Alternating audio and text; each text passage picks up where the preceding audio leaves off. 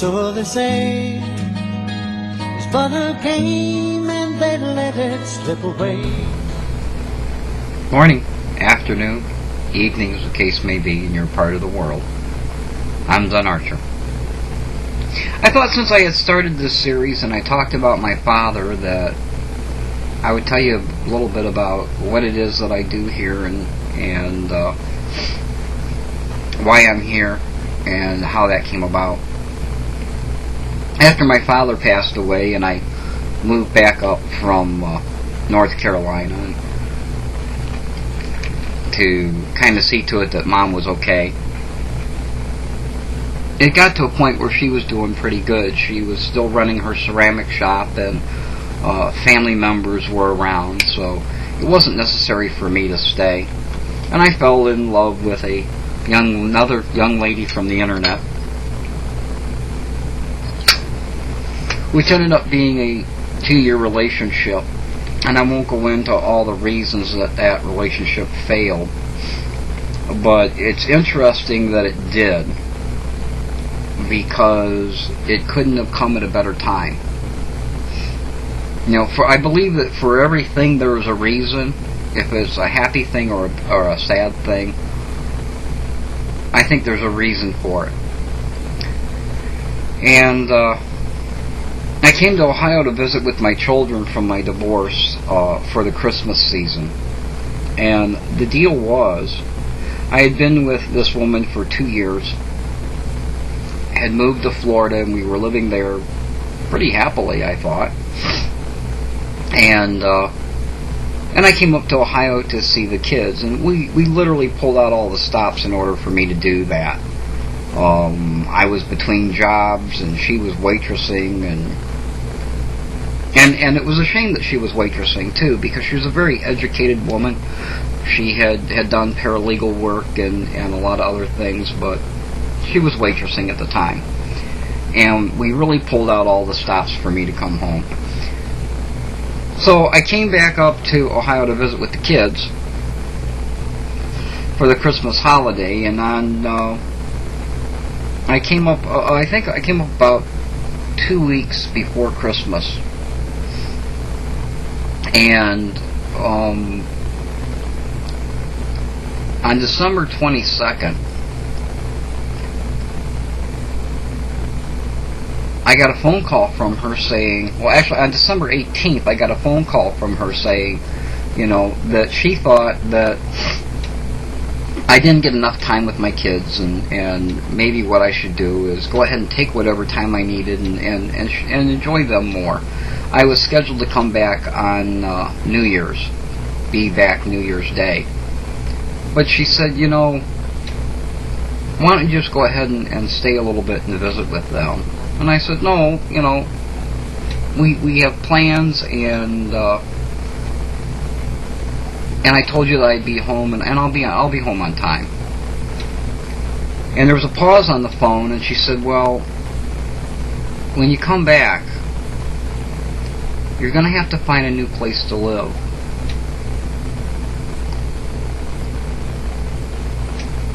This was the first bit of discourse that there had been. So I asked, you know, what's going on? She said, well, I just don't think it's working out, and you know, I don't want to continue this. And I was shocked. I can't even tell you. I can't even tell you. You know, I had no idea, where did this come from? So I said, well, alright, then, you know, if that's the case, then I'm going to spend some more time up here before I come down and get my things. Alright. I don't think I said it quite that way, but that was the gist of the conversation. By the time New Year's hit, I was aware that there was somebody else in her life, and apparently had been for some time. But I was just unaware of it. I was blind. I just didn't see it. When I look back, I can see the signs that I was blind to then.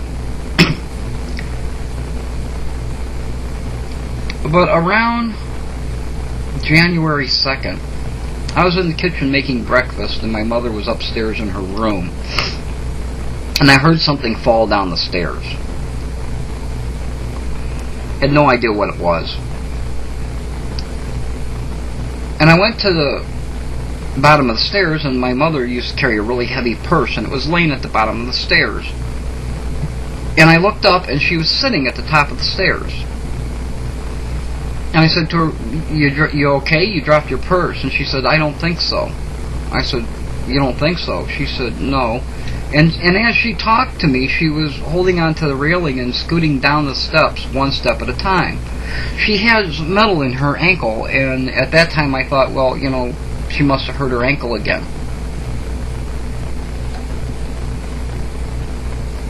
But when she got to the bottom of the stairs, it was evident that it was much more serious than that. Mom had suffered a major stroke in her sleep, and her right side was no longer working.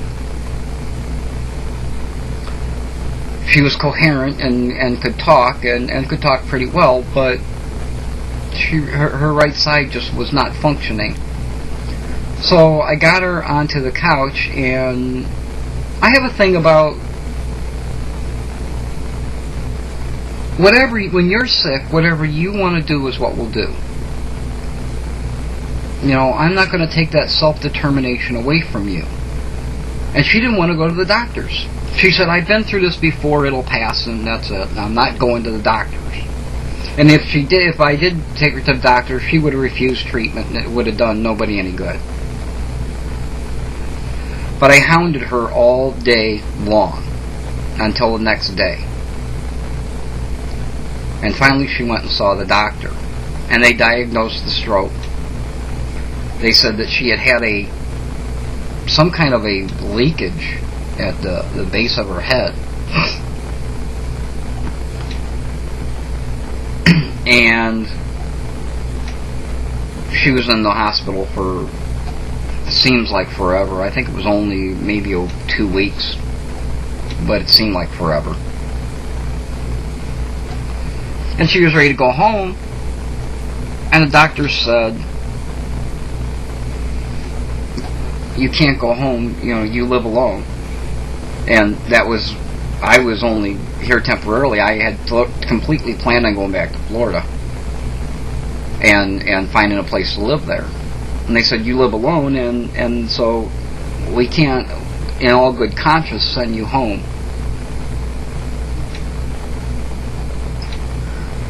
Well, she wanted to go home. She didn't want to go to some institution. She wanted to go home.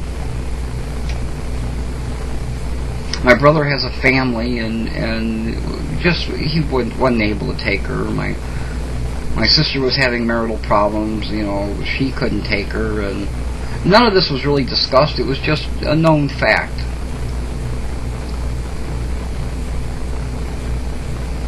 And I made a promise to my dad. So I told the doctors, there's nothing to worry about. She doesn't live alone. I live with her.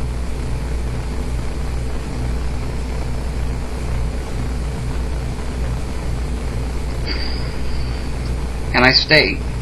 I probably didn't get back down to Florida to pick up my stuff until February. We actually found a time period where somebody could stay with Mom while I was gone.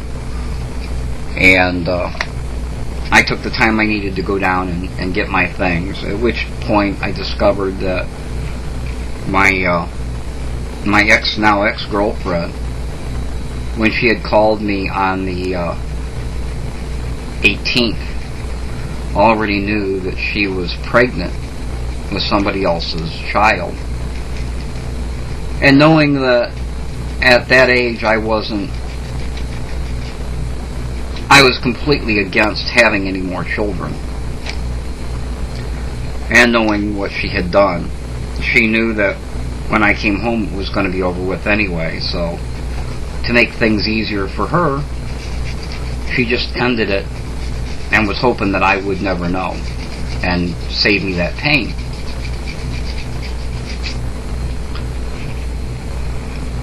So that's the way it goes.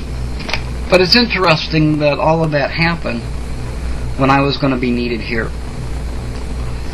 Because if it hadn't been for that, I wouldn't have been able to be here. I wouldn't have been here when the stroke occurred.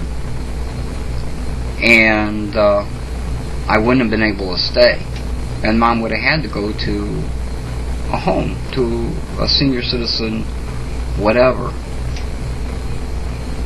So it's interesting that things worked out that way. That was 5 years ago, almost 6. And I'm the chauffeur and the house cleaner and the cook. Mom got better, a little better, able to take care of herself a little bit more over the first year, relatively rapidly. She's not a good patient. She doesn't listen to what people tell her. And the only way I can get her to do what she's supposed to sometimes is just to browbeat her, just really lay into her. But she's 88 years old now. She's got 5 more years since that. It's almost 6. And I've been here taking care of business, making sure that, that things are done and bills are paid and that kind of stuff. I'm not a great house cleaner. I do what I can, when I can, how I can. I don't always get the laundry done on time, and sometimes I've got a sink full of dishes. But the alternative is something I don't think she could live with. I think if we put her in a home, or she decided to go to a home, she wouldn't last a year. I think the unhappiness and the loneliness of it all would take its toll. And I promised my father I would make sure that Mom was okay. So when it gets really rough and things just aren't working out, it's just the way it goes. I've had to give up a lot in order to do that. My love life is non-existent. I don't go out and I don't get out there to meet people. I don't go out and get involved with people very deeply. I have a friend that is a very close friend that visits me from time to time, and that's important to my sanity, but and I know that she cares about me, and she's a good friend, the best, absolutely the best. And I'm hoping one day that I'll find the love of my life and live out the rest of my life with her. I believe she's out there. I believe that sooner or later, no matter what the circumstances, we will meet.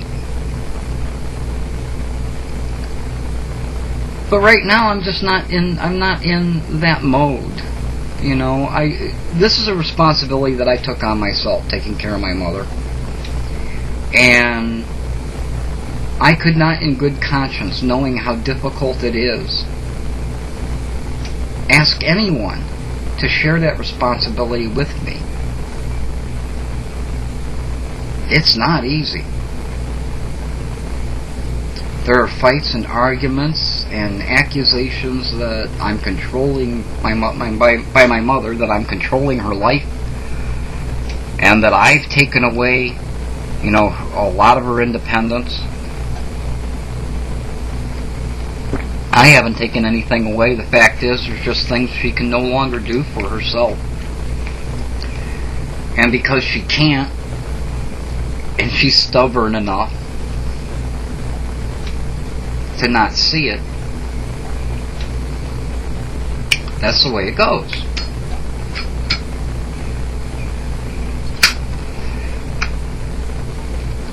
She's also in denial to an extent, in that it's more comfortable for her to feel like she's taking care of me. She sometimes tells me that I'm taking advantage of a situation, and as long as she's alive, I don't have to work. And so she's taking care of me, and I'm living with her. And if she wants to believe that, that's okay, because it gives her that dignity and that self-worth and that independence that at this point she so desperately needs.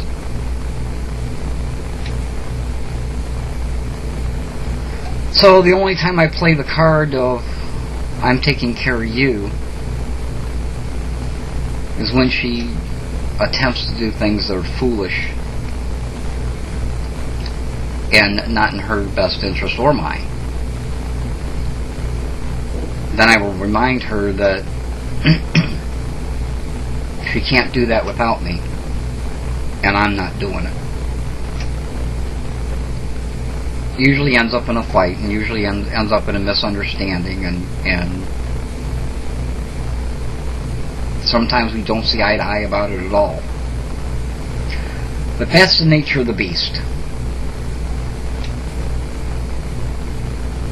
I love my mother, and I will miss her when she's gone. And until such time comes that happens, I will be here because I love her and because I made a promise. And when I make a promise, it's written in stone. Nothing ever will change it.